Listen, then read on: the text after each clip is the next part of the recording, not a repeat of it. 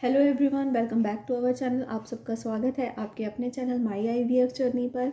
आज जो है मैं आपके साथ ये टॉपिक शेयर करना चाहती हूँ, जैसे कि मैं पिछली वीडियोस में आपके साथ शेयर कर चुकी हूँ कि एम्ब्रियो ट्रांसफ़र के बाद आपको किस तरह से खाना है, किस तरह से आपको अपना ध्यान रखना है। अब एम्ब्रियो ट्रांसफ़र के बाद एक इम्पॉर्टेंट टॉपिक ये भी है कि एम्ब्रियो ट्रांसफ़र के बाद आपको किस तरह से किस पोजीशन में जो है आपको स्लिप करना है, स्लीपिंग पोजीशन आपकी क्या होनी चाहिए, क्योंकि ये बहुत ज़्यादा इंपॉर्टेंस रखती है। तो ये सब चीज़ें मैं आपके साथ शेयर करूँगी। और उससे पहले मैं आपको ये भी कहना चाहूँगी कि अगर आपको मेरी वीडियोस पसंद आती हैं तो प्लीज़ उसे लाइक, शेयर और कमेंट करना मत भूलिएगा। और आपके साथ आपको ये भी कहना चाहूँगी कि मैं आपको पहले भी ये बहुत बार जो है अपनी वीडियोस में बताया है कि बहुत से लोग जो हैं वो आईवीएफ जर्नी जब उनकी कंप्लीट हो जाती है, जब उनको बेबी कंसीव हो जाता है, मतलब कि बेबी उनके पास आ जाते हैं, तब जो है वो वीडियोस बनाते हैं। लेकिन जो है मैं इस जर्नी को साथ के साथ आपके साथ शेयर कर रही हूँ। वो इसलिए शेयर कर रही हूँ क्योंकि जो है मैं आपके साथ हर एक अल्ट्रासाउंड, हर एक जो है टेस्ट वगैरह आपके साथ शेयर करना चाहती हूँ। इसीलिए आप जब मेरे साथ कोई क्वेश्चन करते हो तो मैं उसका साथ के साथ आंसर भी देती हूँ। और अगर कोई रह जाता है तो मैंने आपको ये भी बोला है कि आप उसे रिपीटली मुझे जो है कमेंट बॉक्स में लिख सकते हैं।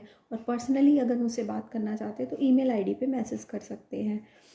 तो मेरे कहने का मतलब ये है कि जो है मैं जब वीडियो बनाती हूँ तो मुझे उसको बनाने में बहुत ज़्यादा मुश्किल होती है, कंटेंट के बारे में, और फिर वीडियोस को एडिट करना। और मेरे लिए इस टाइम बैठना बहुत ज़्यादा मुश्किल होता है। तो मुझे काफ़ी सारी प्रॉब्लम होती है बैठने में और कंटेंट बनाने में, और मतलब कि ब्रीथिंग प्रॉब्लम, क्योंकि घर का भी बहुत सारा काम होता है, वो सब जो है मुझे करना पड़ता है।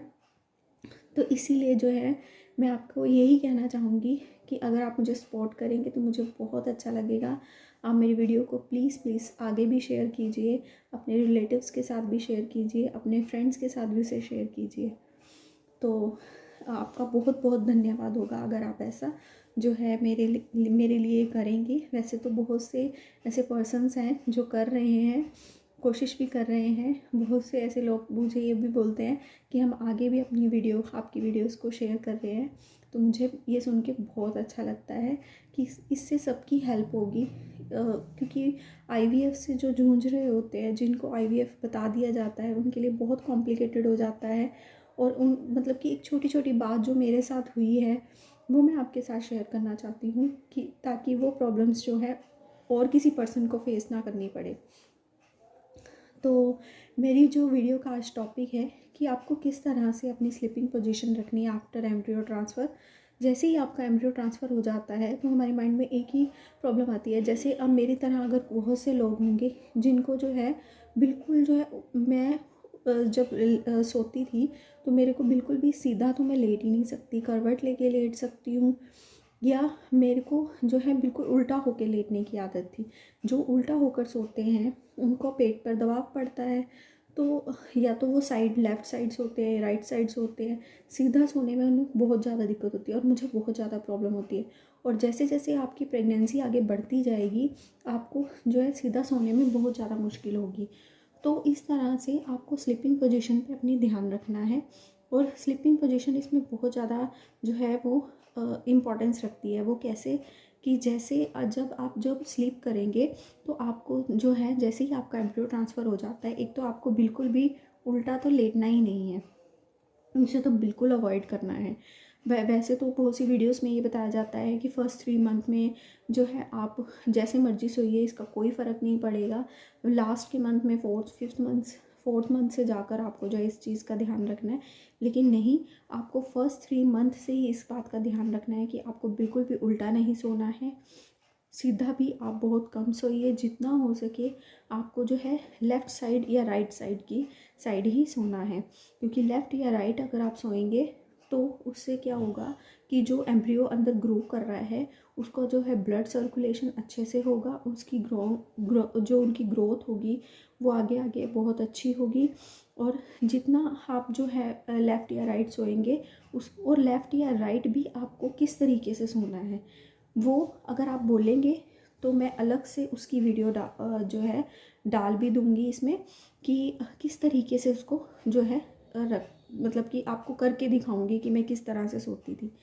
अगर आपको उल्टा होके सोने की आदत है, आप उसकी जैसे मेरी वो हैबिट थी, तो मैं क्या करती थी, एक पिलो आपको अपने पेट के आगे रखना है। जैसे आपने लेफ़्ट साइड सो रहे हैं तो एक पिलो आपको अपने पेट के आगे रखना है और एक पिलो जो है आपको पीठ के पीछे रखना है, ताकि जब आप पीछे हों तो आपको ये ध्यान रहे, पीछे पिलो होगा तो आपको जो है आप बिल्कुल ध्यान रखेंगे कि आपको उल्टा होके नहीं सोना है।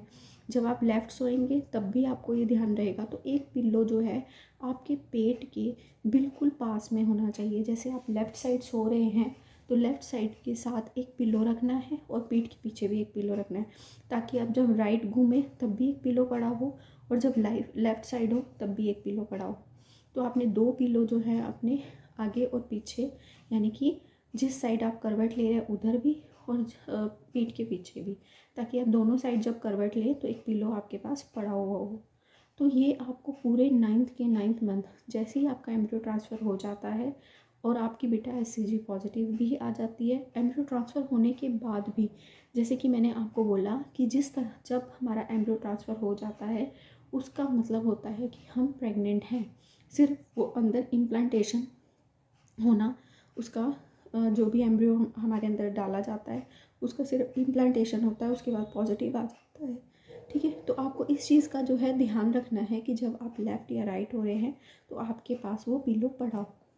तो ये चीज़ का अगर आप ध्यान रखेंगे, आप बिल्कुल भी, अगर आपकी हैबिट है आप उल्टा होके सोते हैं तो वो आपकी बिल्कुल छूट जाएगी। जैसे मेरी हैबिट थी तो वो बिल्कुल छूट गई, क्योंकि मैं आगे या पीछे पिलो रखती थी। और उससे लेफ़्ट या राइट के बेनिफिट्स जैसे मैंने आपको बता दिए कि उसके बेनिफिट्स क्या क्या होते हैं। उससे ब्लड सर्कुलेशन अच्छा होता है, उससे ग्रोथ अच्छी होती है, उससे जो है हो सकता है आपको इम्प्लांटेशन में भी हेल्प मिले, क्योंकि अगर ब्लड सर्कुलेशन आपकी बॉडी का ठीक रहेगा तो उससे आपको हेल्प मिलेगी। तो इस चीज़ का आपको ध्यान रखना है, इससे आपको ब्रीथिंग की प्रॉब्लम बहुत कम होगी। तो इन चीज़ों का अगर आप ध्यान रखेंगे तो, क्योंकि ये चीज़ें जो है बहुत ज़्यादा मायने रखती हैं, डाइट मायने रखती है, आपका स्लीपिंग पोजीशन और आपका स्ट्रेस लेवल, ये सारी चीज़ें जो है आपको IVF के अंदर, प्रेगनेंसी के अंदर देखना बहुत ज़्यादा ज़रूरी होता है। नॉर्मल प्रेगनेंसी में भी इस तरह से ध्यान रखना है, IVF प्रेगनेंसी में भी आपको इस तरह से ध्यान रखना है।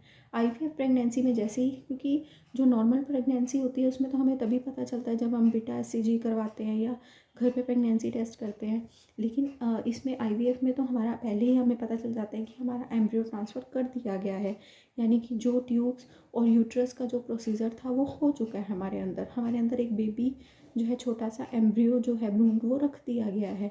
तो हमें तब से ही अगर अपनी केयर करके चलेंगे तो आगे हमें उसका जो है बहुत ज़्यादा बेनिफिट मिलेगा। और उसके बाद भी अगर आपकी कोई प्रॉब्लम है, कोई आप जैसे इससे रिलेटेड भी मुझे किसी ने बोला था कि आप स्लीपिंग पोजीशन से रिलेटेड वीडियो बनाइए, तो मैंने आपके सामने ये वीडियो शेयर की।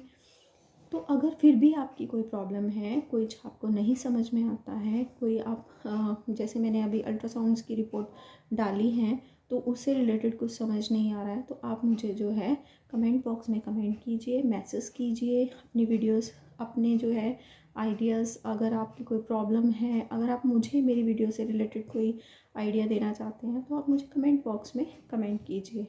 आई होप कि आपको आज की मेरी वीडियो पसंद आई होगी, तो प्लीज़ इसे लाइक, शेयर और कमेंट करना मत भूलिएगा। और यहीं पर अपनी वीडियो का एंड करते हैं। राधे।